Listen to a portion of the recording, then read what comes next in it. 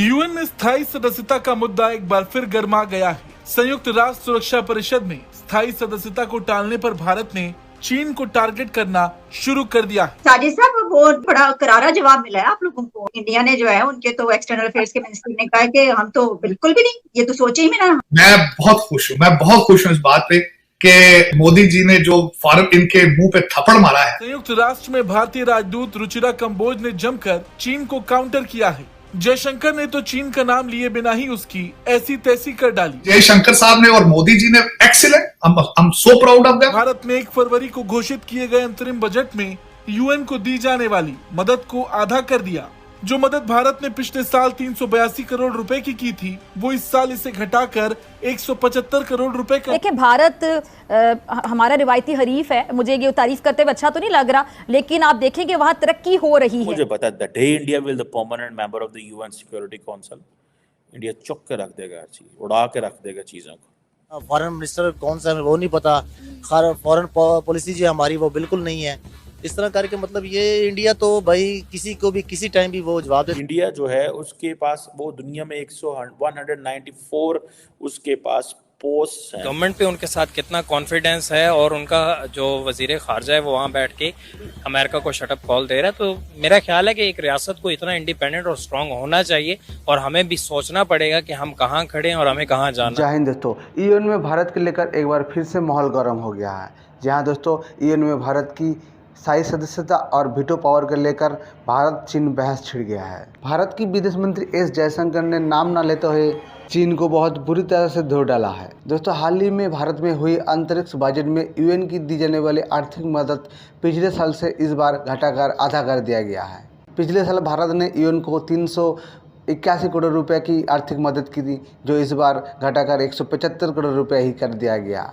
भारत की कहना है कि यूएनएससी की वैश्विक स्तर घटने के कारण ही भारत इस संख्या में कटौती की है। यूएनएससी में इस वक्त स्थायी सदस्यों की संख्या 5 है, और इन 5 देशों के पास ही केवल वीटो पावर है। इस स्थायी सदस्य संख्या की नाम है अमेरिका, चीन, फ्रांस, ब्रिटेन और रूस है। भारत हमेशा से ही वीटो पावर और यूएनएससी की परमानेंट मेंबर होने की कोशिश कर रहा है, लेकिन भारत के सामने चीन हर बार बाधा होकर खड़ा हो जाता है। हालांकि भारत यूएनएससी की कई बार अस्थायी सदस्य रह चुका है और अभी भी कुछ 4-5 कमेटियों की अध्यक्षता भी कर रहा है। तो दोस्तों, भारत की एक कड़ा रुख देखने के बाद चीन तथा पाकिस्तान की पैंट गीला होता हुआ नजर आ रहा है। तो चलिए दोस्तों, वीडियो के आगे देखते हैं इस बारे में इन पाकिस्तानियों की क्या रिएक्शन रहते हैं, और मिलते हैं वीडियो की एंड में। इंडिया तमाम इंटरनेशनल कम्युनिटी को समहाउ कन्विंस कर रहा है कि हमारी सपोर्ट करें to be the permanent member of the UNSC. That is the किससे सिविलाइजेशनल ताल्लुक है। अगर हम ईरान की बात करें, वो नाराज। अफगानिस्तान को कहते हैं हमारा इस्लामिक ब्रदरली कंट्री है, वो कहते हैं हमें ब्रदरली इस्लामिक ना कहें, आप हमारे नेबरली कंट्रीज हैं, ठीक है। चाइना जो है वो हमसे नाराज रहता है, उसको हम कह कुछ नहीं सकते, क्योंकि चाइना का किसी चीज़ से लेना देना नहीं है, ना वहाँ इस्लाम है, ना लेनी ना देनी, क्योंकि हमने तो अपने वो कैटेगराइज किया हुआ था। सो इंडिया जब जाता है श्रीलंका में और मॉरिशस में, तो ये सिविलाइजेशनल ताल्लुकात की बात होती है और कल्चरल टाइज की बात होती है। जब जाता है ओवरऑल साउथ में, तो India as an economy emerge होता है।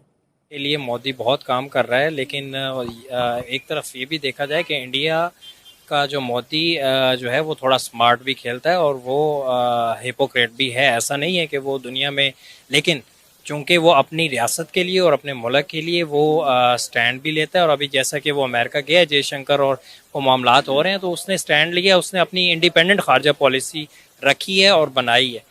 तो मेरा ख्याल है कि for their own country they are doing really great. अब आप ये देखें कि कितनी बड़ी बात है कि अमेरिका में बैठ कर के अमेरिका को इस तरह से जवाब दे रहे हैं, और हमारे फॉरेन मिनिस्टर कहीं चले जाएं तो उनके मुंह से 2 अल्फाज ही नहीं निकलते, वो बौखलाहट का शिकार हो जाते हैं। अब देखें ना, रियासत इंडियन जो रियासत है भारत, वो सारा अपनी गवर्नमेंट पे उनके साथ कितना कॉन्फिडेंस है और उनका जो वजीर खारजा है वो वहाँ बैठ के अमेरिका को शटअप कॉल दे रहा है। तो मेरा ख्याल है कि एक रियासत को इतना इंडिपेंडेंट और स्ट्रांग होना चाहिए और हमें भी सोचना पड़ेगा कि हम कहाँ खड़े हैं और हमें कहाँ जाना है। तो दोस्तों, भारत पिछले कई सालों से यूएनएससी की परमानेंट मेंबर और वीटो पावर चाहता है। इसके सामने हर बार चीन बाधा होकर खड़ा हो जाता है। हाल ही में यूएनएससी में एक प्रस्ताव पास हुआ था जिसमें भारत को कहा गया था कि भारत स्थायी सदस्यता बन सकता है लेकिन वीटो पावर नहीं मिलेगा, लेकिन भारत ने इस प्रस्ताव पर साफ मना कर दिया। भारत का कहना है स्थायी सदस्यता और उसके साथ वीटो पावर भी चाहिए। दोस्तों, वीटो पावर एक ऐसा पावर है जिसके इस्तेमाल से यूएनएससी में हुई किसी भी सभा को वो कैंसिल कर सकता है। ये वीटो पावर कुल 5 देशों के पास ही है, जिसमें चीन, रूस, ब्रिटेन, फ्रांस और अमेरिका शामिल है और वो चाहते हैं और किसी को ये वीटो पावर ना मिले। लेकिन भारत भी इस मुद्दे पर नज़रबंदा है। भारत की वीटो पावर चाहिए किसी भी कीमत पर।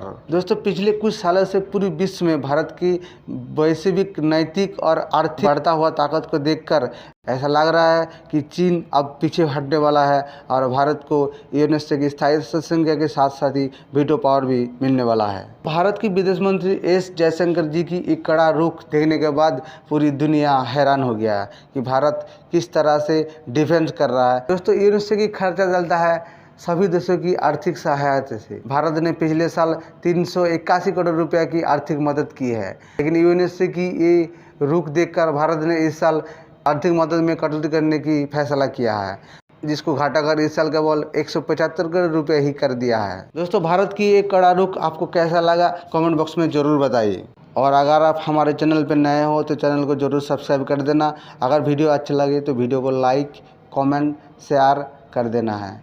तो चलिए दोस्तों, वीडियो यहीं पे ख़त्म करते हैं और मिलते हैं किसी नेक्स्ट वीडियो में। Thank you.